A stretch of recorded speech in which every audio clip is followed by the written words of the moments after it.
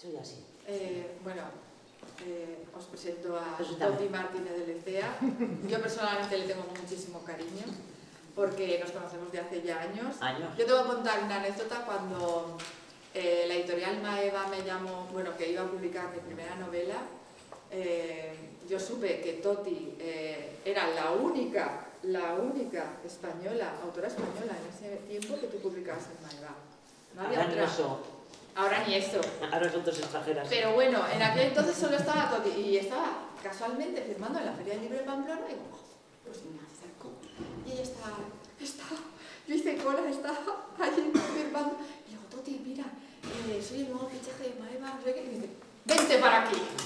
Me pone una silla, me sienta a su lado y dice, vas a aprender el oficio y te voy a contar una serie de cosas que tienes que saber en este mundo. Yo, vale, yo sentaré casi a su lado. Me tuvo. Ya que no me acuerdo, Y estuvo como, imaginaos, una cola, como 2 horas firmando. Yo estuve 2 horas a su lado así. Y ella me iba diciendo lo que tenía que hacer, cómo tenía que no hacer, lo que tenía que decir, porque me iba a decir, estuve no sé, pues ya aprendí. Y a día de hoy, los consejos que me ha dado, y lo sabe por eso lo digo, se los agradezco enormemente porque me han valido después de tantos años. Curioso. Ahora sé más. Jo, pues, ¿cómo no me lo dije? ¿Sabes? Bueno, pero eso quiere decir que además de una gran escritora es una bellísima persona. A veces. No, no, no. Quiere decir que tienes algo como de... A veces, ¿ves? No, de verdad. Lo que hizo conmigo que no me conocía y lo que me ayudó, siendo una escritora yo novelista, y ella consagrada, eso dice mucho, porque otros, desde luego, os lo aseguro que no lo hacen y no son así. Entonces, bueno, vamos a presentar El Maizal, la nueva novela de Toti. Ya veréis qué gozada, os animo a comprarla, que está allí, os animo a... Si no las leí todavía. No, por eso digo. Que qué gozada escucharte. Creía que gozada la novela. No. Pues vamos a escucharla y ya verás cómo os vais a animar a comprarla y que lo vais haciendo con mucho gusto. ¿Verdad que sí? Sí, bueno, a ver. No sé. A ver, bueno, a ver. Bienvenidos, bien halladas, gracias por venir a escuchar, gracias por, en fin, por estar aquí. Antes me presentaré un poco, esta es mi 27 novela, aunque parezca mentira, es mi 27 novela. Hay gente que me viene y me dice, no, entonces ¿cuándo sacas la última novela? Acaba de salir, es que yo te he leído todo. Y digo, 27, 5 o 6. Digo, pues te quedan 20. Coña, lee los 20. Y no me estés todo el día presionando a ver cuándo sale la última. Lee los que no has leído. Sí que es cierto que hemos pasado tiempos, hay novelas que se han descatalogado, pero ahora se están volviendo a reeditar en otros formatos y tal, pero bueno. ¿Por qué elegí la novela pseudohistórica? Eso que también quiero aclararlo. Se habla de la novela histórica y se piensa que es coger a un papa, a un rey, a un conquistador y hacerle hablar. Yo nunca escribiría una novela con Isabel la Católica, jamás se me ocurriría. Está muy documentada. Tal vez sí escribiría de la criada de Isabel la Católica, la que no está documentada, y a través de sus ojos vería a la otra, ¿no? ¿Me entendéis? ¿No? Más o menos, sí. E invento las tramas y las sitúo en épocas o en momentos que me apetece a mí, porque me interesan, porque me gustan, que puede ser la Edad Media, que puede ser aquí, que puede ser allá, que puede ser Navarra, Vizcaya, Madrid, o sea, donde me apetece en ese momento, debido a ciertas razones. Pues que me ha dado la ventolera y he dicho, pues quiero escribir sobre esto. Pero las tramas son mías, no cojo la historia y la copio y escribo eso de, y en la guerra había 1253 soldados de un lado y 1724 del otro, y tenían 400 arcabuces los unos y 566... ¡Qué porra! Oye, que se lucharon, que se mataron, que quedaron 4 y se acabó, no hay que andar contando. Eso es novela, lo otro es historia, lo otro es ensayo, lo otro es lo que tienen que hacer los historiadores, es decir, recabar toda la información y ponerla para que los aficionados, pues, bueno, los profesionales, pero los aficionados podamos leer cosas que nos puedan interesar. Y bueno, pues he escrito un poco de todo y esta es la última que ha salido, El Maizal. ¿Por qué El Maizal? Porque se me ocurrió. Lo más difícil cuando escribes, para mí, es el título. El título, 2 palabras, El Maizal. 2 palabras en un libro de 300 y pico páginas, con muchas palabras, pues El Maizal 2. Lleva más tiempo así proporcionalmente que lo que es la novela, en cuanto a esfuerzo, ¿no? ¿Y qué le pongo? En este caso el Maital se me ocurrió desde el principio. No sé, se me metió en la cabeza el Maital. Cerca de mi casa hay un vecino que tiene un caserío y tiene un Maital chiquitico, es un pequeño. Pero en verano, cuando el sol baja, se pone rojo. Y cuando yo voy andando y miro el Maital, es que me encanta, me encanta. Dejemos el Maital. ¿Dónde lo pongo? Bueno, a ver, tengo que contar, y el otro día, fíjate qué cosas, ¿no? El otro día leí, en esas cosas que lees, yo ya la prensa y tal no leo, pero bueno, a las mañanas mientras me tomo un café con el iPad y tal, pues veo las noticias, veo varios periódicos, varios tal, y en una de las noticias decía que la ducha de las mañanas, el agua caliente, que potencia las ideas, y me quedé así, y digo, pues por eso digo yo que siempre se me ocurren las buenas ideas en la ducha, ¿no? En la ducha estaba yo cuando me acordé de mi bisabuela. Conocí a mi bisabuela, conocí a mi abuela, conocí a mi madre, por supuesto. Pero a mi bisabuela la conocí, murió cuando yo tenía 15 años. Mi abuela murió cuando ya tenía yo 2 hijos. O sea que les he conocido bien. Luego mi madre, que murió hace 4 años, con 96 años. Yo, mi hija, mi nieta. Somos 6 mujeres, todas seguidas. Y dije, oye, no estaría mal escribir una historia de mujer a mujer a mujer, dentro de la misma familia, en distintas situaciones, con distintos problemas y todo esto. Y dije, vale, pues muy bien, podemos hacerlo. Digo, el Maital, mujeres, 4, una familia. Bueno, ibas a ser 6, pero luego cuando llegué a la cuarta dije, ya está bien. Para. Porque tampoco es cuestión de forzar la máquina y decir, ala, pues que hay que hacerlo. No, cuando ya no tienes más, esto se acaba. Digo, ¿dónde la sitúo? Lo de dónde la sitúo tiene su gracia, porque, por ejemplo, aquí en Navarra tengo como 6 o 7 novelas situadas, no sé si os habéis enterado, aunque haya algunas que tengan tantos premios y que las nombren tanto, porque han escrito una. Yo tengo el Bactal, tengo los pueblos de los valles de, ¿cómo se llama? Rocal y Salazar y Aezcoa y Hierro, tengo toda la zona de Hierri, de Estella, todo, de arriba abajo. Tengo todo el camino de Santiago, desde el Pirineo hasta Dorreaga, Torres del Río. Tengo toda la zona de Pamplona. Tengo la zona de Sangüesa. Tengo la zona de la Ribera. Coña, ¿qué más queréis? ¿Por qué no me nombran a mí princesa de Asturias? Que me lo he merecido. Tonterías. Es que Navarra rasca si tiene historia, esa es la historia. Y es mucho más fácil que ir a buscar historias en otros sitios donde no la hay. Luego, bueno, Vizcaya, Guipúzcoa, Álava, por supuesto la tengo muy trabajada. ¿Por qué? Pues porque trabajo con una editorial pequeña que no es Planeta, que no es Random House, que no llega a las grandes esferas, que no llega a los grandes medios de comunicación, que solamente llega pues cerquica y poco a poco pues va, poco como. Oye, no me voy a poner a escribir una novela de Sevilla en Bilbao, si en Sevilla no la van a leer, ¿no? Pues escribo una novela de un pueblo de Vizcaya, así de sencillo. De vez en cuando hago alguna salidita. Tengo una novela en Madrid, tengo otra en Toledo, tengo otra en Galicia, tengo otra en Aragón, Zaragoza y tal, tengo otra en, creo que en Cataluña, de paso, tengo, o sea, me ando tocando, ¿no? Pero claro, si no tengo lectores en esos sitios, ¿para qué voy a escribirles, no? Porque no voy a llegar a ellos, además, es que es la cuestión, no voy a llegar.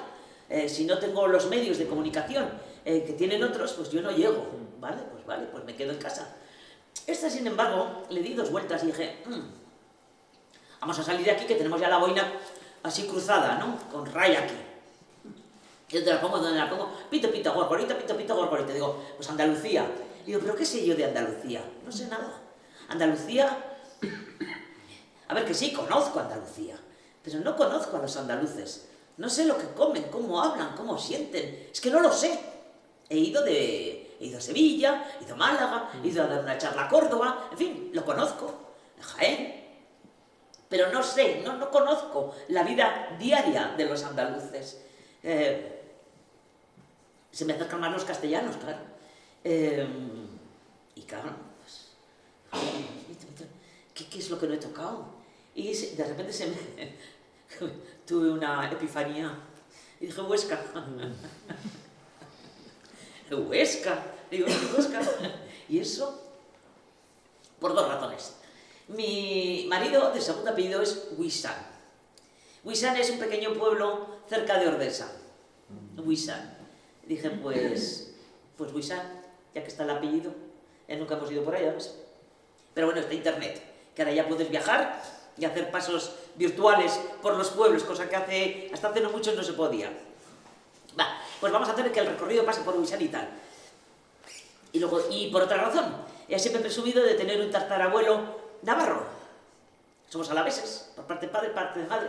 Y yo siempre presumía, pero mi tatarabuelo, don Conrado, el bisabuelo de mi madre, era navarro. Fue el organista de la Catedral de Pamplona, fue uno de los fundadores del Orfeón de Pamplona y tenía una tienda de música en Pamplona. Y además, sobre todo, fue el tipo que descubrió a Gayarre en el Roncal. Don Conrado García. Y fue el que se lo llevó del Roncal a Pamplona a estudiar música, claro, porque el hombre cantaba, pero no sabía música. Yo siempre creía que el bisabuelo era navarro. Hasta que hace 4 o 5 años salió una biografía de Gayarre en la cual le dedicaban un capítulo a don Conrado y averigué que el tatarabuelo era de Huesca. Y dije, pues vale, pues muy bien, pues vale, que no pasa nada, que estupendo. Y dije, bueno, pues por el tatarabuelo y por el segundo apellido de mi madre, pues nos vamos a Huesca. Ahora, ¿Huesca dónde? Pues hay que estudiar. Eso es lo que lleva consigo ese tipo de novelas. No puedes poner pantalones vaqueros cuando no los hay. No puedes poner caminos donde no los hay. Por mira, es que es una novela, no me vale. O sea, es que se puede inventar lo que se quiera, que no. No puedes comer chorizo en el siglo XIII porque el chorizo se hace con pimiento y el pimiento vino de América. No puedes comer patatas en el siglo XIII porque no habían llegado de América. No puedes hablar de kilómetros, de metros, de kilómetros, metros y kilos, porque esas son unas medidas que hasta el siglo XIX no se utilizan. Tú pones la novela en el siglo XVII y no puedes decir, había 20 kilómetros. Pues no, señor, busca cuántas millas eran o cuánto lo que fuera que hubiera, cuántas leguas, no lo sé. Pero tienes que buscarlo. Tienes que saber la situación política, social y religiosa de esa zona en el momento en que tú quieres situar tu historia. Porque claro, no vas a poner cosas cuando no las hay. Sobre todo cuando pones lugares reales. Porque si te inventas el pueblo, te inventas la ciudad, te inventas el país, pues bueno, date lo que quieras. Pero si pones nombres reales, no puedes decir que aquí, por ejemplo, ocurría pues eso, que la señora esta del castillo, pues resulta que se había liado con el rey de Castilla y con el Fernando el Católico. Y como la del otro le había mandado a tomar eso, pues le dijo, pues yo no desmocho las torres. O sea, no te puedes inventar cosas que no están. Eso sería absolutamente ridículo. Y se hace mucho.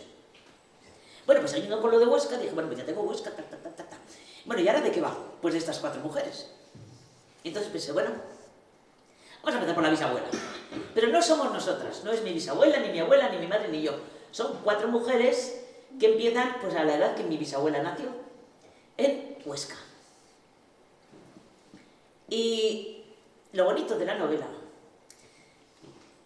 es que empieza en el 1850, creo por ahí, y acaba en el 1970. Un siglo en el que 4 mujeres van a vivir. No es primer capítulo la abuela, segundo la bisabuela, o primero la bisabuela, segunda. No, mi bisabuela vivía, por lo tanto, el primero sí es la bisabuela, después viene la abuela, pero la bisabuela sigue viva. Luego viene la hija y la bisabuela sigue viva, luego con la nieta ya no está. Pero bueno, o sea, no es que, ¡pum!, capítulo, señor, y tal. ¿Qué tipo de historias quiero contar? Pues quiero contar cómo vive la mujer en esa época, aquí, en realidad, da lo mismo. En España, vamos. Un siglo. ¿Qué evolución hay durante un siglo en la vestimenta, en la comida, en la música, en la situación de la mujer desde un punto de vista social, político ni contar, pero social? ¿Qué influencia tiene la religión? ¿Qué influencia tiene? Pues todo eso tiene que saberlo porque mis personajes se van a mover ahí. Y no puedo hacer eso, que hago cosas que no pueden hacer. Y cogió y tenía un amante, sí, una porra, tendría un amante, pero tendría que tenerlo secreto. No, yo iba a andar por la calle, o me he separado de la mujer, o divorcié y me he ido con otra, que eso era un escándalo. O sea, hay cositas que hay que ir apuntalando, ¿no? Y empiezo con la primera, la Elisa. No me digáis por qué se me ocurre. Cuando me siento, pongo música y empiezo a escribir. Y se me van ocurriendo cosas que raramente cambio. Cambio el estilo, cambio corrijo el estilo. De hecho, me ha salido una errata aquí, en la primera página. Que le armamos bronca al maquetista y el maquetista nos la armó a nosotros, ¿no? En la primera página.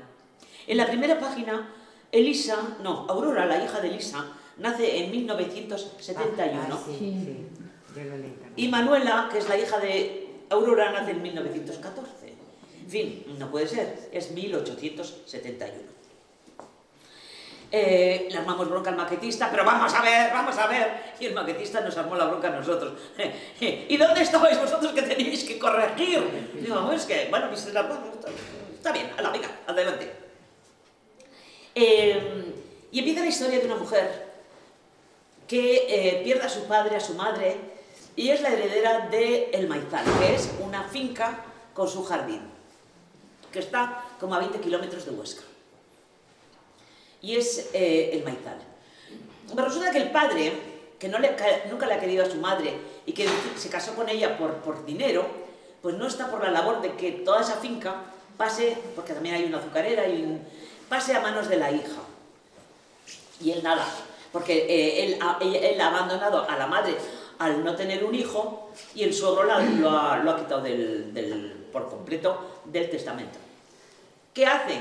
Pues una cosa que se solía hacer. Coge y le casa a la hija. La hija tiene 17 años, es menor de edad, la casa con un tío que no conoce de nada a ella, la casa, y esa misma noche el marido le vende la finca al suegro. Porque el marido puede hacer con las propiedades de la mujer lo que se le ponga en la cresta. El padre no, pero el marido sí. Entonces el marido le vende al padre la propiedad de la hija. Y luego se larga, porque le ha pagado y se acabó. Esta mujer se queda sin nada, porque la propiedad del Maizal pasa a ser del padre. El padre se lleva al amante y a los hijos al Maizal y a ella la manda a la cocina a trabajar como una criada. Así empieza la novela. Dice, esto no podía pasar. Sí, podía pasar absolutamente.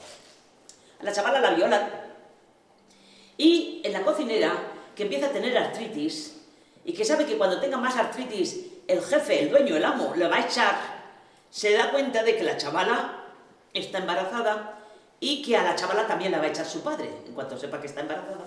Y entonces le coge de la mano a la chiquita y se van a Huizar. Y es donde pare, donde conoció a otro hombre, en fin, de toda esa historia, ¿no? Bien, el hecho es que la Elisa, ¿cuál es el final de Elisa? Pues que es cocinera de dulces y es, además, escribe un libro. Para eso tuve que saber si en España se había escrito algún libro de cocina por mujeres. Pues sí. Yo tengo uno que es de 1890 y tantos, de Doña Elvira, no sé qué, de Vitoria. Pero dije, bueno, a ver, en Aragón, porque pues sí. Así que dije, vale, escribe un libro de recetas. Pero hay cosas que aprendo y me encanta. Por ejemplo, ¿sabíais? Porque claro, estas mujeres van a pasar de las velas a la luz eléctrica, de lavar en el fregadero a lavar en la lavadora, de tener que lavarse en un barreño a tener ducha. A lo largo de la historia van a cambiar, van a ir con medias y faldas largas, van a acabar con pantalones, van a tener que, va a aparecer el teléfono, va a aparecer la radio, va a aparecer la luz eléctrica, en fin, un montón de cosas. Y, por ejemplo, uno de los detalles que me entusiasmó al descubrirlo, entre comillas, pero lo descubrí, yo no lo sabía, es los dulces. Claro, como quiero que la Elisa haga dulces, pues bueno, me meto el tema de dulces, y dulces. Hasta los dulces, tal y como lo sabemos, las confiterías. ¿Cuándo se crean las confiterías? El dulce es conocido desde la época de los romanos y antes, tartas, pasteles y demás. Pero los confites, es decir, los caramelos, los bombones, ¿cuándo empiezan a trabajarse y a venderse? Sobre todo a venderse. Pues empiezan a venderse en las cererías, que es algo increíble. Digo, ¿cómo que las cererías? Las cererías donde hacen las velas. Donde hacen las velas, a los cereros les llevan los panales con la miel y con la cera. La cera, claro, la usan para las velas. ¿Y qué hacemos con la miel? Pues al principio pues comeremos, pero al final no saben qué hacer con la miel y a alguno se le ocurre hacer un caramelo. Pues es que se queda asarlo, cocerlo, que se quede. Y si esto lo envolvemos en chocolate, y si esto y así empieza el tema de la confitería, que nos parece tan normal.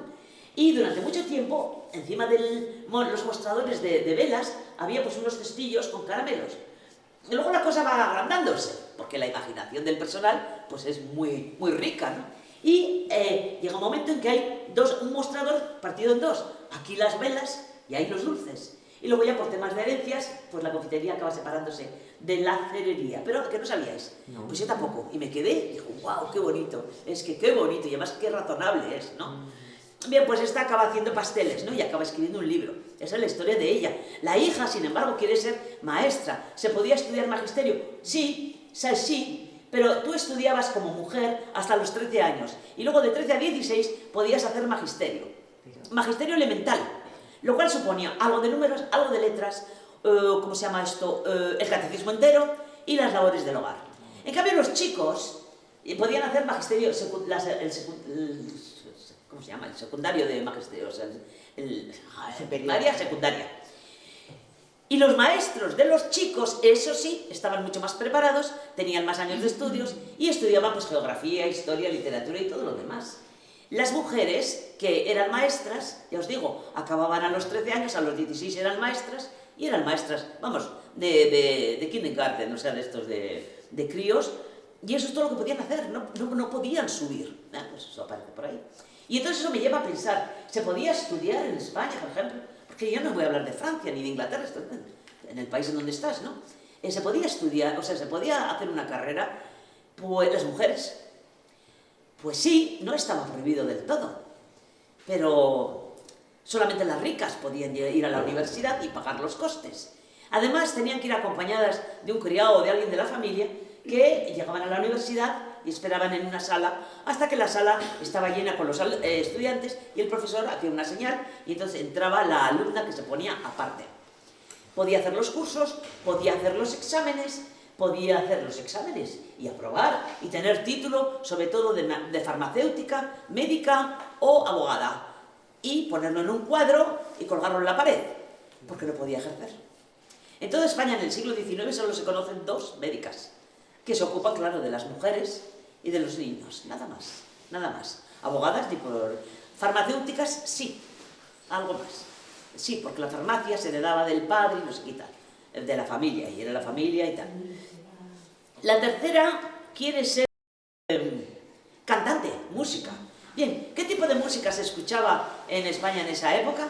El pasodoble. A ver, fechas. Estamos en esta época, fechas. ¿Qué tipo de música? ¿Llegaba música, por ejemplo, pues el jazz y los gospels y esto? Pues sí llegaba. ¿Cómo llega? Pues llega después de la Primera Guerra Mundial, cuando llegan los americanos, y por ejemplo en Zaragoza había un café en el que había una orquesta de morenitos, o sea, de negros que tocaban jazz. Esta chavala aprende jazz, pero el jazz no tiene mucha salida. Como cantante de ópera, pues tampoco tiene mucha salida, y bueno, pues ahí va pasando su vida. Y la cuarta de estas mujeres, ya estamos en el 1960, ¿quiere ser abogada? 1950 y tantos, y sí, claro que puede. Entonces ya, bueno, aunque había en una clase 4 mujeres y 50 hombres, pero bueno, sí, pueden estudiar y pueden ejercer, pero hasta cierto punto, porque tú tienes el título de abogada, pero no puedes ser fiscal, ni abogada defensora, ni juez. Entonces, ¿qué te queda? Ser ayudante de juez, o ayudante de abogado, o ayudante de fiscal, y llevar los papeles, pero no puedes defender a un preso, ni acusar, no puedes, simplemente estás ahí pues tomando nota y haciendo de secretaria, por decirlo de alguna forma. Y esa es la vida real de las mujeres de toda esa época, ¿no? A eso hay que añadirle el hambre. El hambre, una cosa que se suele pasar de largo. En España, a finales y comienzos del siglo XX y finales del XIX, se permitió la entrada del grano norteamericano y ruso, a menor precio que el grano español. Los campesinos españoles no eran dueños de sus tierras y de sus casas, lo eran los señores. Entonces, si tú tienes una casa que tienes que pagar el alquiler y encima no puedes vender tu grano porque no lo van a comprar, porque es más barato el americano, ¿qué haces? Pues cierras la casa y te vas a vivir a la ciudad, que es cuando crece Madrid y es cuando crecen otras ciudades, ¿no? Bien, eso también aparece. Está la peste española que llamaron, que en realidad la trajeron los americanos en la Primera Guerra Mundial y que mató a 50 millones de personas. ¿A qué afectó? Pues no tanto como afectó, por ejemplo, en Francia, pero afectó. Pero en el sitio donde yo he puesto la novela, que es a 30-20 kilómetros de Huesca, hubo peste negra. Y buscando, pues sí, la hubo, pero muy poco. Pero bueno, pero la hubo. En un pueblo de 150 habitantes que se les mueran 8, ya es bastante. Luego, ¿qué más hubo? Los coches. ¿Cómo se viajaba de un sitio a otro? Andando. O sea, andando. Eso es como cuando yo he ido a Santiago para escribir 2 novelas. Ya tengo 2, El verdugo de Dios y El jardín de la oca, hago propaganda. Y siempre me preguntan, ¿has estado en Santiago? Digo, por supuesto. ¿Has ido andando? Le digo, por supuesto que no. Y entonces dicen, eso no vale. Le digo, perdón, ¿vosotros creéis que los príncipes, los marqueses, los duques y los obispos iban andando? Anda ya. Iban en el vehículo de la época, que podía ser el carro, el caballo, lo que sea. Yo voy en el vehículo de la época, voy en el coche. Eso sí, me paro en todas las cruces, en todas las esquinas, en todos los pueblos. Porque voy a tener que ir bien. ¿Cómo viaja una persona que no tiene dinero a finales del siglo XIX, no 1800, 1890, por ahí? ¿Cómo viaja? Pues eso, carro, burro y tal. Y aparecen los coches de viajeros. Ah, mira qué interesante. Los coches de viajeros son unos coches tirados por 4 caballos y es un coche, es un camión o es un coche con cubierta, ¿no? Con cubierta. Dentro caben 20 personas sentadas en bancos. Y luego hay otros 5 o 6 sitios para ir de pie agarrado a un poste. Bien, pero ¿cuánto vale? Bueno, primero, ¿cuánto tardan en ir? Y segundo, ¿cuánto vale el billete? No encontré ningún billete, ningún viaje documentado en Aragón. Pero encontré Gijón, Madrid, 154 pesetas. El billete, 1. Dice, vale, ¿y cuánto cobraba un obrero? 1 peseta al día. Con lo cual daba, si trabajaban todos los días, domingos incluidos, pues 30 pesetas al mes, y si no comes y si no tienes que pagar nada, pues necesitas 30 y 30, 60 y 30, 93, 4 meses para conseguir el billete de eso. Calculas, bueno, Gijón-Madrid no es lo mismo que Huesca, que es la mitad del camino, o bueno, menos. Entonces, haciendo cuentas, yo que soy malísima con los números, para conseguir y para ver de dónde saca el dinero esta mujer para poder pagarse el billete. Luego, ¿cuándo empiezan los coches? Pues tal época. ¿Cuándo empiezan los teléfonos? ¿Cuándo pasamos del teléfono, un teléfono en todo el pueblo, que es la centralita, a tener teléfonos en las casas? ¿O qué tipo de trabajo tienen las telefonistas, ¿no? ¿Se les permite trabajar a la mujer? No. Sí, si tiene el permiso del marido. Si tiene el permiso del marido. En cuanto se casa, se acabó. Puede trabajar después de casada con el permiso del marido. Entonces, por ejemplo, tienes las telefonistas, que son mujeres solteras y que trabajan en teléfonos, pero en cuanto se casan tienen que tener el permiso del marido para poder seguir trabajando. Bien, pues todo este tipo de cosas están aquí reflejadas a lo largo de 300 y pico páginas. Y lo más interesante para mí, aparte de la historia que está muy bien y tal, lo más interesante es que no hay diálogos. No hay diálogos, es todo narrativa, es la primera vez que lo hago. No hay diálogos. Llevaba 30 páginas escritas y dije, ¡ay, boba! Que no he puesto ni un diálogo. Y dije, pues vamos a seguir así. Si puedo, pues seguiré hasta el final sin diálogos, por probar algo diferente, algo nuevo. Entonces me llama un amigo, oye, Toti, la novela esa, joder, qué buena, qué buena, qué buena. Digo, ¿y qué te ha parecido que no hubiera diálogos? ¿Cómo que no hay diálogos? Claro que hay diálogos. Le digo, no hay diálogos. Si hay diálogos, no hay diálogos. ¡Espera! El teléfono, algo. Oye, que sí hay, que no hay diálogos. Y ya te lo he dicho. Y yo los he leído. Y le digo, pues si tú has leído los diálogos que yo no he puesto... Soy un genio, de verdad. Poder escribir 300 y pico páginas sin un diálogo y que haga que la historia sea amena y que la gente lea los diálogos que no están, porque yo les he hecho hablar, porque yo voy a contarte que ella le dijo a aquella que cuando fueron y tal, entonces le explicó qué tal, y tú lo estás leyendo y estás creyendo que estás leyendo un diálogo. Pues esa es la parte que ha sido el reto, porque escribir por escribir, después de tantos libros, no merece la pena. Quiero decir, ya lo sé, ya sé escribir Calles de la Judería, ya sé escribir, pues yo qué sé, Comuneras, ya sé escribir, pues todos los libros que he escrito, yo digo, son 27, ¿no? En novela, solo en novela. Entonces, escribir y seguir escribiendo lo mismo, pues oye, qué aburrimiento, ¿no? Qué aburrimiento. Tiene que haber algo diferente, o el tema tiene que ser diferente, la perspectiva tiene que ser diferente, y en este caso, el estilo tiene que ser diferente, y lo ha sido. Y estoy muy orgullosa, tanto que la próxima va a repetir igual, porque es que me ha encantado. Es que tened en cuenta que cuando se ponen diálogos, y yo los pongo, yo los he puesto en todas mis novelas, se encontraron y él le preguntó, ¿qué tal, guión, qué tal estás? Punto, aparte, guión, estoy muy bien, contestó él. Punto, guión, aparte. Hace mucho que no te veo. Punto, guión, aparte. Es porque está fuera de aquí. Bien, pues vas llenando hojas que da gusto. Vas llenando, vas llenando, vas llenando, vas llenando, vas llenando. Pero si eso mismo lo dices en narrativa seguida, son 2 líneas, no te da para más, no te da para más. Así que hay que llenar el resto con algo más interesante que todo eso. Y bueno, pues esa es la historia del Maital, del cual estoy muy satisfecho. Lo cual no quiere decir nada porque estoy muy satisfecha de todo lo que he hecho. Ahora, últimamente, los libros que salieron con otras editoriales al principio, hace 25 años, llevo 25 años publicando, escribiendo en realidad. Esto no sé, ¿lo hemos contado? Es que en realidad yo no escribía.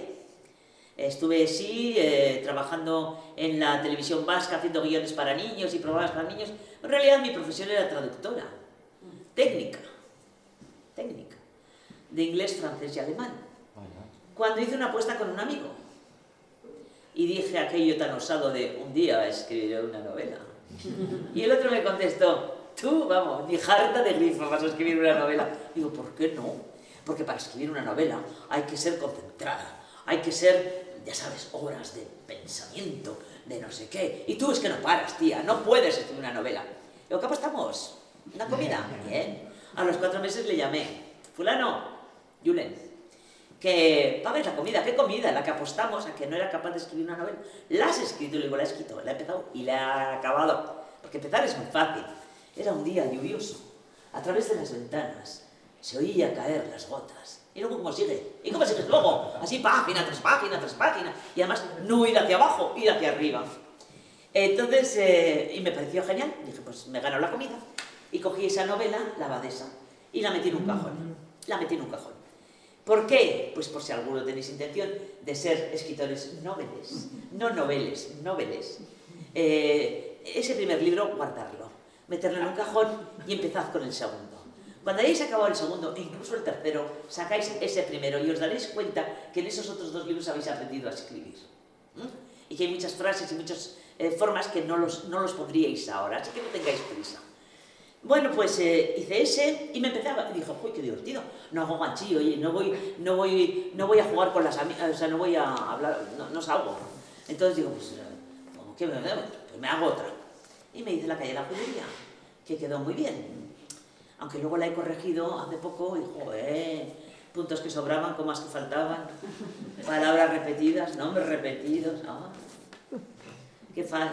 Bueno, el caso es que acabé La calle de la judería y empecé a escribir otra. Esa calle de la judería, pues hice fotocopias y se la pasé a varios amigos, para que me dieran su opinión. Oye, Toti, esto tienes que llevar a publicar. ¿Cómo voy a llevar a publicar? ¿A quién voy a llevar a publicar? A ver, que soy una señora que tengo ya 50 años. No me lo va a coger nadie. Y además de judíos, no le va a interesar a nadie. Y en Vitoria, pues tiene, pero claro, bueno, el orgullo, pues a lo mejor no está tan mal. Pues a lo mejor resulta que sí, merece la pena y tal. Así que mandé el libro a 5 editoriales pequeñitas del País Vasco, nada de Planeta Ester, pequeñitas. Y me las devolvieron las 5. Una que era demasiado gorda, que eso costaba publicar. Otra que le sobraba eso, que le sobraba el 20% de las páginas. Le digo, pues me dices, a ver cuál, la 23, la 54, la 72, devuélveme el libro. Otro me dijo que ese tipo de novelas que no funcionaban, no se estilaban. Otro dijo simplemente que no le interesaba, y así. Dije, vale, pues no valgo, pero joder, cómo me divierto. Y seguí. Y en eso pues me llamaron de una editorial que caí bien. Porque a veces no se trata de hacerlo bien o mal, sino, bueno, en principio hay que hacerlo bien, pero de tener suerte, de caer en el momento ideal. Había una editorial de Donosti, Elkar, que es el planetillo vasco, la que tiene las librerías, la distribuidora, la imprenta y que maneja el cotarro como le da la gana. A ver, pues estos habían empezado con una, ¿cómo se llama esto? Una colección de novela histórica, vasca. Habían reeditado Blancos y Negros de Campión, que va de las guerras carlistas, autor navarro. Y luego habían reeditado Amaya los vascos en el siglo VIII de Villoslada. Y ahí se les había acabado la colección. Porque este es un género que allí no se trabaja. Y claro, no tenían, ¿y qué hacemos con 2 libros en una colección? Y aparecí yo con mis judíos que bueno, eran judíos, eran de Vitoria, patateros, en fin, vascos del todo va a ser que no, pero como no hay nada más, pues venga, pues vamos a publicarle. Bueno, pues fue un éxito. Y eso me abrió una puerta. Luego saqué otra, y a la tercera que estaba publicada dejé las traducciones y me dediqué exclusivamente a escribir. El otro día fui a dar una charla a la Catedral de Vitoria. Estaba el deán, oye, vestido, ¿eh? O sea, con... Así de deán. Morado, con tal... Y bueno, pues estábamos hablando de una novela que tengo que se titula La sombra del templo, que ocurre en la Catedral de Vitoria. No la de Ken Follett, la mía ocurre en la Catedral de Vitoria. El que tiene la estatua es él, pero bueno, la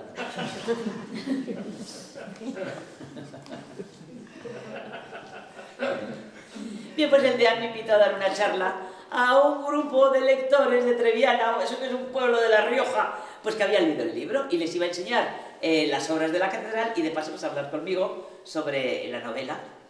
Y bueno, en un momento de esos, en un comentario dije, como olvidándome de dónde estaba, digo, porque es que en realidad cuando yo escribo soy como Dios, soy Dios. Y noté un movimiento así a mi izquierda y los espectadores mirándome así. Y dije, bueno, a ver, voy a explicar. Yo los creo, los hago guapos o feos, gordos o flacos, altos, bajos, los hago generosos, los hago antipáticos, los hago simpáticos, los hago valientes, los hago tristes, les hago llorar, les hago pensar, les hago sentir, amar, odiar. Y los mato cuando quiero. ¡Buah! Pues Dios, oye Dios, vale, diosa. Pero vamos, es esa sensación. El caso es que cuando estaba con la tercera novela ya publicada y que empezaba a haber mucho movimiento, pues dije, no puedo seguir con las traducciones. Estoy a punto de matar a uno y me viene una traducción técnica de un contrato de una granalladora para una fábrica, maldita sea. O sea, vale que tengo buen conocimiento del inglés o del alemán técnico, pero que no, hombre, que es mucho más divertido matarle a alguien, ¿no? Y por eso decidí dejar las traducciones, que no he vuelto, y dedicarme a escribir. Y por eso en 24 años, 25, he escrito 60 libros.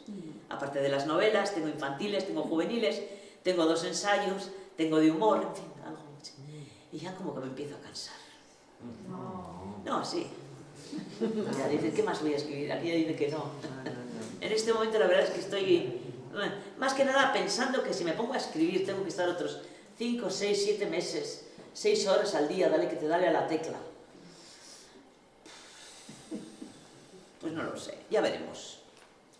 El otro día se me ocurrió llamarle a mi hermano para decirle que a ver si podía novelar su vida y me contestó al día siguiente que ni se me ocurra. Era un golfo. Se iba a titular El Golfo. Pero se lo pregunté a la cara, o sea, por teléfono. Oye, Quique, se me ha ocurrido. Y me dice, pues qué divertido y tal. Y al día siguiente me mandó un WhatsApp. Oye, ni se te ocurra. Porque voy a ser reconocible. Le digo, no vas a ser reconocible. Pero quiero que sepas que no. Le digo, va, tranquilo, El Golfo. Pero bueno, no faltan ideas porque son continuas. Sí es cierto que cada vez se escribe más, o se publica más, cosa que antes pues, no pasaba, ¿no? Porque hay que tener en cuenta que en España la literatura, que parece eso de que antes se leía más. No, antes no se leía ni patata. Cuando yo era joven, en mi grupo de 12 amigos, la única que leía era una amiga mía y yo, los demás no leían. O sea, no me vengan a mí con historias. Y escritores había pocos, y editoriales había menos. Lo que pasa es que a finales del siglo XX, 1990, y sobre todo entre 1990 y el 2010, pues empezó una explosión y aparecieron editoriales por todas las esquinas y escritores y escritoras por todas las esquinas y ahora pues te autopublicas o te lo publica Amazon o te publican cualquier cosa que pasa absolutamente desapercibido. Bien, pues vale. Entonces dices, bueno, pues a lo mejor, no sé. Estaba comentando antes con Maribel que estoy pensando que qué es lo que hago cuando sea mayor porque necesito cierta actividad. Y como lo de hablar bien y sin papel se me da, pues a lo mejor me dedico a hacer monólogos. ¡Monólogos! Monólogos de la abuela.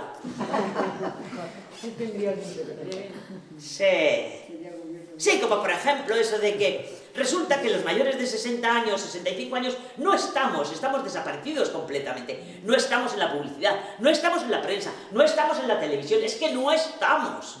Todo lo más en algún anuncio en que te ofrecen una crema absolutamente maravillosa que si te le das te quitan las arrugas y te ponen de muestra a una tía de 30 años que está cañón, dándose la crema. ¡Qué polla! ¡Ponme a mí! Y a ver en 20 días si hay alguna diferencia. O por ejemplo, cuando te dicen... Les decía el otro día a unos, digo, yo es que me he enterado que soy mayor, pues nada, antes de ayer, hace poco. Y se me quedaba, ¿qué? Digo, que me he enterado que era mayor hace poco. Porque pasó un tío con una bicicleta por la calle peatonal donde vivo y juro que lo dije, oye, es peatonal. Y ahí iba el tío y me dice, vete a echar la siesta, abuela. Pero bueno, qué falta de respeto. O luego, por ejemplo, cuando leí el otro día en una noticia que un coche había atropellado a una anciana de 73. A una anciana de 73, que yo tengo 74, coña. ¿Cómo que una anciana? O cuando te llegan los anuncios de... Los pocos anuncios que nos llegan a nuestra edad son, eso, las cremas para rejuvenecer, luego la pasta para las dentaduras, para que no se te caigan las dentaduras, las compresas, también te vienen anuncios de seguros de defunción, que ya tienen narices, seguros de defunción, o sea, a estas alturas. Bien, vale, podría hacer un monólogo y estar otra hora más con vosotros, hablando de este tema. ¿Alguna pregunta que tengáis? Yo he leído el libro. ¿Has leído? Sí, gracias. Me ha parecido muy bueno. Gracias. Sobre todo me ha llamado mucho la atención la forma de cómo se han superado las 4 mujeres, o sea, la bastante superación. Y todo. Pues igual que tu madre y tu abuela y tu bisabuela. Por supuesto. Pero... Mi bisabuela, esa que conocí, se quedó viuda con 5 hijos. Vivía en un caserío en Vitoria, cerca de Vitoria, 20 kilómetros de Vitoria. Unos 20 kilómetros. Y se quedó viuda. Y sus cuñados la echaron del caserío. Y tuvo que ir con los 5 hijos andando hasta Vitoria. Y en Vitoria tuvo que trabajar de fregona, de criada, hasta que pudo conseguir montarse un pequeño taller de costura y así sacar adelante. Ella y los 5 hijos vivieron al principio en una habitación. Luego, ya te digo, montó un taller y bueno, salieron adelante. Mi abuela, la hija de ella, mi abuela, esa montó una tienda de corsetería, de fajas y sujetadores y estas cosas. Y bueno, mi madre estudió el bachiller y yo viajé por el extranjero. Quiero decir que no hace falta rascar mucho, ¿eh? Sí. Bueno, pero a lo que voy, que pienso, o sea, creo que a ver, ¿cómo has hecho para meter tanto tema, tanto temazo en 300 páginas? ¿Y para qué voy a meter en 800? Meter por meter, alargar por alargar. Voy a lo seguro, o sea, esto es así, plan. Pues a lo seguro, o sea, no lo sé.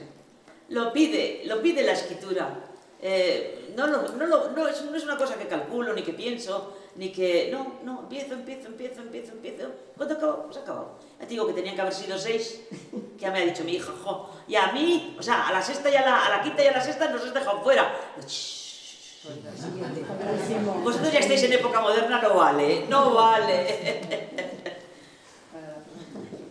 Hemos comentado aquí, Juana y yo, que cuando has dicho lo de los diálogos, nos hemos quedado así como diciendo, lo hemos leído y yo no me había dado cuenta que no tenía, para mí que sí. O sea, es que me estaba acordando incluso de cuando él la coge prisionera, vamos, así, es que me parecía que hablaban entre ellos, fíjate, es una pasada, muy bien, sí, me encantó. De todos modos, si vas a los escritores clásicos, los diálogos son muy pocos, es mucho más la narrativa que el diálogo es una cosa relativamente moderna, ¿no? Yo la verdad es que diálogo en las primeras novelas tengo más y a medida que voy escribiendo tengo menos diálogo, qué cosa, ¿no? Pero me he dado cuenta ahora, o sea, ahora miro alguno de los libros, pues los últimos, digo, esto ya venía, lo de cada vez menos diálogo. Y no o sea, tú dices, porque dices, me da una pereza ahora 6 o 7 meses. Empezar, sí. O sea, tú empiezas y cuando empiezas no es que digas dentro de 3 meses, bueno, voy a parar, voy a estar 2 o 3 meses, no, o sea, Para acabar. Wow. Normalmente son 4 meses de trabajo, 4. Ahora eso sí, entre 6 y 8 horas diarias. Ya. Sí, y eso es muy trabajoso, la verdad. Pero, y sobre todo que hay que estar inventando, con lo fácil que es hacer una novela de estos, de crímenes, una novela negra de esas. Estoy pensando en hacer una novela negra ya, que están de moda. Están de moda. Mira, coges y le matas a uno. O a una. Es que la busquen. Luego traes a una inspectora de policía, joven y estupenda, con 30 años, jefa de inspectores de policía. ¡Ja, ja, ja! Un inspector ni inspectora con 30 años. En todo caso tendrá 50. Más y fondo. Y que va con tacones a ver el lugar del crimen. Ah, sí. Y que siempre suele tener un policía borracho o con problemas sexuales que le ayude y le acompaña. Y averiguan quién es el asesino. Y a media novela ya sabes quién es el asesino. Yo en alguna de mis novelas también tengo asesinatos, ¿eh? En la de la editorial, por ejemplo, ¿habéis leído alguno de la editorial? Sí. La editorial es... Gracias. La editorial es una novela que ocurre en fecha actual y es la editorial. La editorial. Es decir, Planeta no me lo habría publicado. Porque una editorial es un negocio, es una empresa. Es una empresa que vende su producto, que le da lo mismo que sean libros que sean zapatillas y que utiliza los medios que tiene para poder publicitarse y vender el producto. Así de sencillo. El que los premios sean falsos, vale, pero es la forma que tiene de hacer su negocio, pero existen. No te creas que lo que te cuentan. Pero luego están las envidias entre los escritores, los plagios. Están los plagios, los autores negros. El autor negro, yo soy un político, por decir algo, o alguien muy ocupado, y te encargo a ti que escribas mi biografía, ¿vale? Eres un negro, te pago y se acabó. Pero luego está el fantasma, que es mucho más interesante que el negro.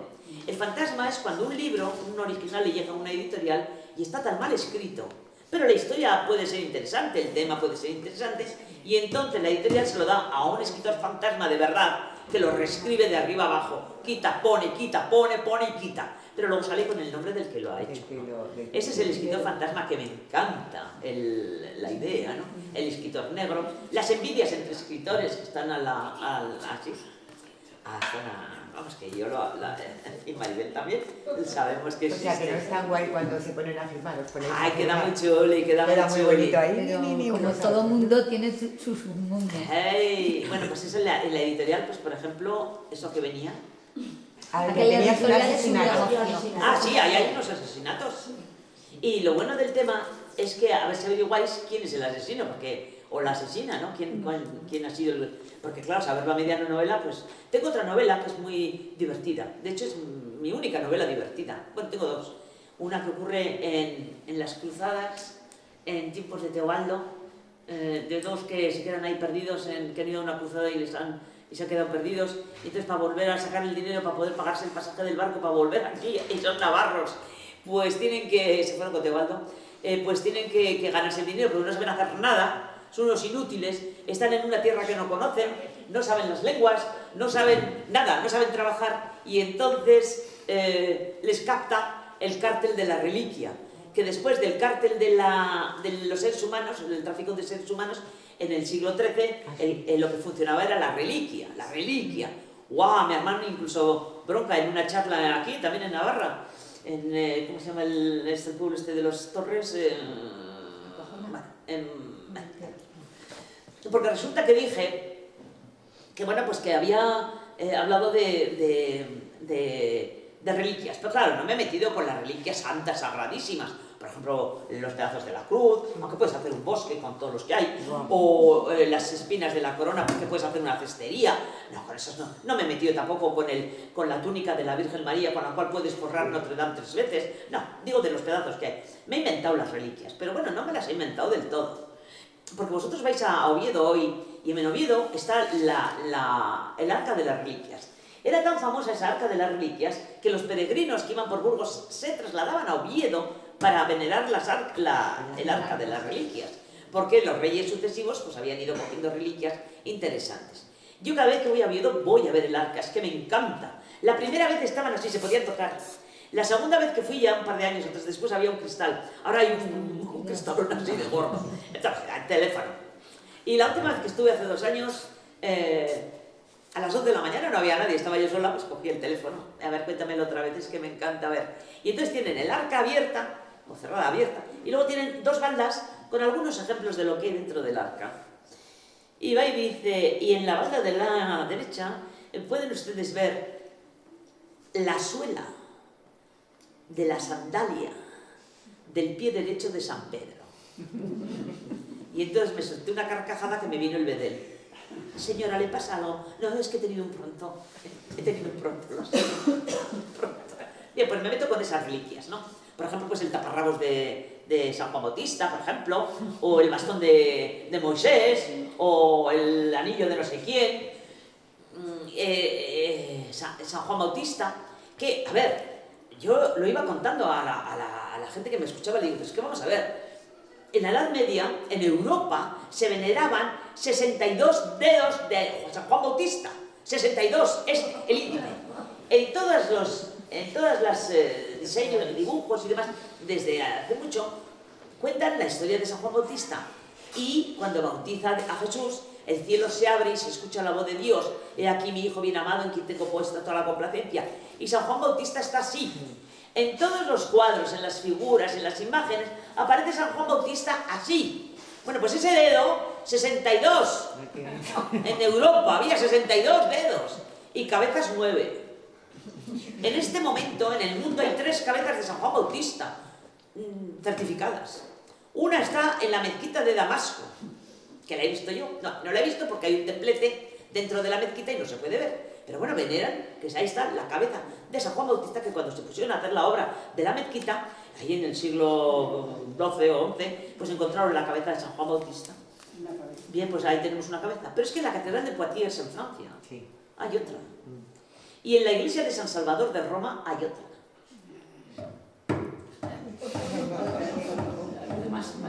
No sé, San Juan trifásico, tricabezal, yo qué sé. Pero es que, por ejemplo, en la Catedral de Mainz, en 1900, ya no estamos hablando de la Edad Media, en 1900 retiraron una reliquia que era un huevo y 2 plumas del Espíritu Santo. Entonces, porque como era paloma, pues tenía huevo.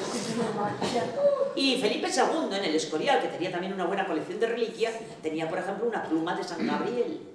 Cuando se le parece a María y le dice, yo te anuncio María, hizo así con las alas y se voló una pluma. Bien, la gente se lo creía y les hacían creer esas tonterías, ¿no? O sea que no, y les hacían creer. Bien, pues estos 2 navarros caen en el cártel de la reliquia. Y se me ocurrió decir que lo que más me había costado era encontrar un calvillo de dragón. Del dragón de San Jorge, claro. Porque es que la gente no lo sabe, pero la historia de San Jorge no ocurre aquí, ocurre en Beirut. En Beirut. Y digo, joder, parece que el colmillo más grande es el del oso polar, pero claro, ahí en Beirut un oso polar va a ser que no. Así que anduve buscando. Y descubrí que habían encontrado esqueletos de hipopótamos en las playas de Gaza. En las playas. Pues probablemente que se los había llevado la corriente de Egipto, o vete tú sabes. Casos que había, en la playa habían encontrado esqueletos de hipopótamo, con unos colmillos, genial. Cojo uno de esos colmillos que sí que había en Gaza, y estos lo venden como si fuera el colmillo del dragón de San Jorge. Solo que añadí, de todos modos no importa, es una broma. Y además, pues bueno, no existe en los dragones, no existe en los colmillos y tampoco existió San Jorge. Y entonces me levantó una señora enfadadísima. ¿Está usted insultando? Le digo, ¿a quién? Le digo, a mí, que soy una creyente. Le digo, ¿y usted qué sabe si yo soy o no soy creyente? Pues está insultando a la iglesia. Le digo, que no le estoy insultando. Pues sí, y le digo, ¿por qué? Porque dice que San Jorge no existió. Le digo, mire, según, después del Concilio Vaticano II, Pablo VI bajó del santoral a 30 santos, entre ellos a Santa Genoveva, y a Santa Bárbara, y a San Cristóbal, y a San Jorge, porque no están históricamente documentados. Los bajaron del santoral. Pero el caso es que San Jorge es patrón de Inglaterra, patrón de Aragón, patrón de 4.000 pueblos. La gente seguía celebrando la fiesta de San Jorge, y Juan Pablo II lo volvió a subir al santoral en el 2002. Digo, ya me contará usted un santo que lo bajan y lo suben del santoral. Pues, aparte de que si usted cree en San Jorge, tendrá que creer en los dragones, porque el único milagro de San Jorge fue matar a un dragón. Luego me escribió la hija, que le había faltado el respeto a su madre. Le digo, lo que me ha faltado el respeto es a mí. Que me ha parado en plena charla para decirme que yo le estoy faltando el respeto a nadie. No le estoy faltando el respeto a nadie. No hablo sin saber, estoy hablando sabiendo. Que tú veneras a San Jorge, pues estupendo, joder, que me da igual a mí. O a San Cristóbal, o a Perico los Palotes, me da igual. pero la historia es la historia. San Jorge mata a un dragón que impide que los habitantes de Beirut beban agua de una fuente. Y justo le tienen que dar una virgen, que también es otra historia. Tiene que ser virgen. O sea, que las no vírgenes no deben de saber igual de bien. Y le entregan a una virgen, y en ese caso es una princesa además. Y entonces aparece San Jorge con su espada, con su lanza y tal, y mata al dragón. Esa es la historia. Esa es la historia que nos ha pasado. Oiga, mire, es que San Jorge porque mató un dragón. Es que hizo más cosas. ¿Qué? Ah, pues no se sabe, pero seguro que hizo. Ah, vale. No se meta usted conmigo. Bien, y... iba a hablar de esa, iba a hablar de... de la otra, de la divertida. Con esto ya acabo porque soy una pesada. Hay una que os recomiendo que leáis, porque para mí es también una de las mejores que he escrito. Ocurre en Madrid, a comienzos del siglo XX. Se titula La Universal. La Universal es un tío de Vitoria que ha reñido con sus hermanos, que tenían un taller de bicicletas, y se va a Madrid. Se va a Madrid esperando, pues... Pero ahí pasa lo del trigo que comentaba antes. Madrid ha crecido mucho porque los campesinos han dejado sus pueblos y se han ido todos a Madrid, y aparece el Madrid de los Austrias, el Madrid rico y el Madrid pobre. Bueno, yo pongo la historia en el Madrid de los Austrias. Es más, me fui a Madrid para buscar la casa y la encontré. En la calle del Rollo ponía una casa construida en 1875, como mi novela es en 1910, digo, aquí mismo. Son de esas casas con un pasillo largo, 2 ventanas a una calle, 2 ventanas a otra calle y las otras ventanas a patio. Y bueno, pues está a punto de volverse a Vitoria con el rabo entre las piernas cuando conoce a la Eulalia. Y la Eulalia es la hija de una viuda de Talavera. La viuda tiene pelas y además es propietaria del piso. Alguien que se casa con ella. Y montan un taller en el Bajo, un taller de bicicletas o de mecánica. Pues resulta que hay esa crisis económica bestial, 1908-1910, y entonces pues ves que no hay trabajo y no les viene gente. En eso ocurre el atentado a Alfonso XIII, cuando vuelven de su boda con Victoria Eugenia, vuelven de la iglesia hacia el Palacio de Oriente, y al final de la calle Mayor les cae una bomba desde una pensión, que no les mata a ellos, pero mata a 50 personas. El Antón Ozaeta, pues es más bien ateo, y no es que sea narco, pero vamos, más bien... Y la mujer es beata y monárquica a tope, y la suegra también. Las dos se han ido al desfile a ver pasar a los reyes. El Antón se ha quedado en el taller fumándose un cigarrillo porque como es día de fiesta no le dejan abrir el taller, total no le va a venir nadie. Y en eso oye un ruido y ve que la gente corre. Ve que la gente corre y ¿qué ha pasado? ¿Qué ha pasado? Pues que ha habido un atentado en la calle Mayor. No, piensa en la Eulalia y en la suegra y sale corriendo a buscarlas. Y se la encuentra a la Eulalia en el suelo, sentada con la madre en brazos, las dos llenas de polvo. La madre ha perdido el sentido, se la llevan a casa, no hay manera de que recupere el sentido, pero la Eulalia dice que no vuelve a trabajar de planchadora de un banquero, que es planchadora de un banquero, porque no va a abandonar a su madre. Su madre la necesita y se queda con su madre. Y le dice, ¿de qué comemos? Si a mí no me viene nadie al taller, si tú no vas a planchar, y no sabemos dónde están los dineros que tiene tu madre guardados en algún sitio de la casa. Pues no lo sé, pero yo no voy a trabajar. Y entonces está pensando qué hacer, y se le ocurre montar una pensión, la Universal, porque encuentra en una chatarrería un cartel que pone la Universal. Lo que pasa es que a la Universal van gentes tan desgraciadas como ellos, ¿no? Pues un maestro que le han echado del trabajo, una puta grandona que le ha pegado el chulo, un crío pitañoso que tiene un perro más pitañoso todavía, que viven en la calle, pues que a este hombre le dan pena y los va llevando a la casa. Todos, como dicen, todos comen, aquí todo el mundo come y nadie paga. Quitando una que lee la mano, que es así, tiene sus clientes, y un abogado de segunda que le han echado de la pensión desde donde se tiró la bomba. Y se ha quedado sin pensión, y entonces como hay un guardia municipal que es de Talavera y amigo de la viuda, pues bueno, la ha llevado a la pensión. Y dice, es que aquí todo el mundo come y nadie paga.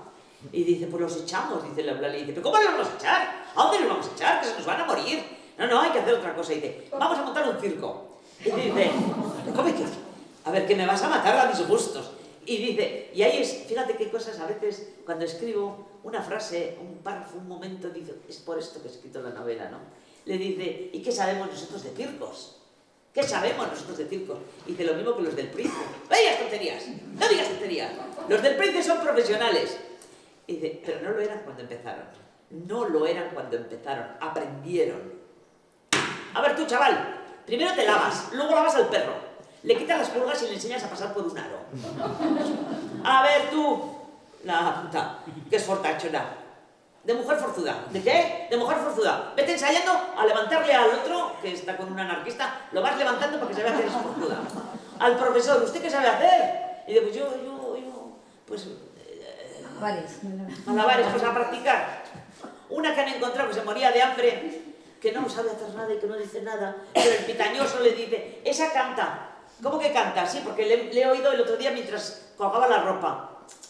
Pues a practicar y a cantar. Cantas los cuplés estos de las zarzuelas de última de moda y tal. Y así van todos haciéndose. Pero resulta que se les ocurre que como el circo, ese invento ruso, pues para darle más prestancia, pues se hacen rusos todos ellos.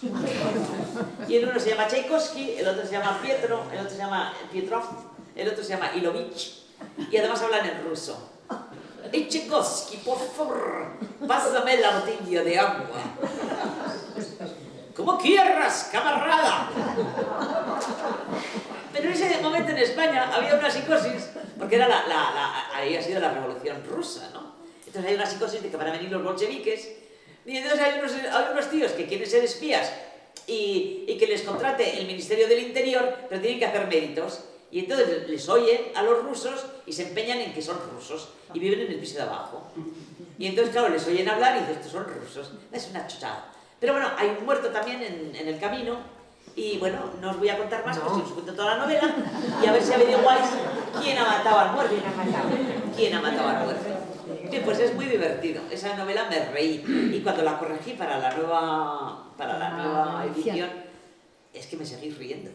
Eso tiene mérito, ¿eh? Después de 15 años que me vuelvo a leer. Por ejemplo, la Eulalia, la mujer del Antón, que dice que se niega a hacer teatro, a hacer circo, pero vamos, no está en su calidad, no está no sé qué, no sé cuántos. Pero a escondidas tiene una cama de hierro, que saber que había camas de hierro, y entonces practica encima de la cama de hierro de la... Esta es la cama y aquí está en la cabecera y aquí están los pies, ¿no? Claro, había, no sé si recordaréis, Ah, sí, por encima, sí. Sí, un hierro, al final, con unas... Queda en la cabezal y luego los pies, pues el de los pies. Y esta practica la barra en el... Y claro, se quitan las ropas y se queda en corsé y va practicando, pero no dice a nadie. Hasta que un día se oye un ruido inmenso en el piso. Los de abajo piensan que los rusos les ha explotado alguna bomba que estaban preparando y llaman a la policía. Llega la policía y lo que se encuentran es la cama por el suelo y la Eulalia allí. Y levantan la cama para ver si el Antón está debajo y que si la cama porque está en paños menores, a ver si el Antón se ha quedado bajo la cama. Pues no está. Y así se entera toda la casa, toda la pensión, de que estaba practicando la barra libre. En fin, es tonterías, pero tiene su cosa, tiene su cosa. Y bien, podría seguir hablando porque ya os digo, son muchas las novelas que tengo, pero bueno, ya me he hecho propaganda. Pues si tiene alguna pregunta más. Sí, alguna pregunta más, porque ya veis, me dais la palabra, que ya decía mi padre, que qué niña más mona tienes, porque mi padre me llevaba mucha edad, y que iban a decirle, ¿no? Pues qué niña más mona. Y dice, sí, tiene un problema de respiración. A ver que tiene asma, tiene bronquitis o que tiene algo. Y dice, no, es que de vez en cuando tiene que callar para coger aire. Eso decía mi padre, así que... Y luego tengo un hermano, el que viene detrás, que le dices, ¿qué tal, Miquel? Bien todo. Bueno, ahora está jubilado, pero cuando trabaja acá en el trabajo bien. ¿Vas a ir a algún sitio este verano? Y decía mi padre, es que no me extraña, ¿qué te has quedado tú con todo el diccionario? No le has dejado ni las comas al pobre chico que no habla. Y luego cuando hablábamos el día de Navidad, ¿qué ha dicho? ¿Qué le pasa a la sal? Y hacía de intérprete.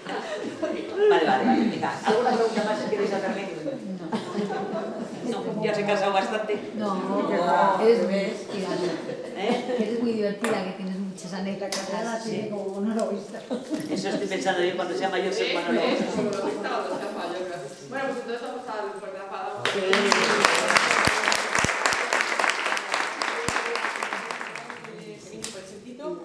Hombre, agradecerte pues muchas gracias. invitación. Pues muchas gracias. Tu libro bien, y bueno, bien. eso. Me levanto. Ay, eso ya no se me ha acabado. Es que no me da que un pinchazo. Muchas gracias.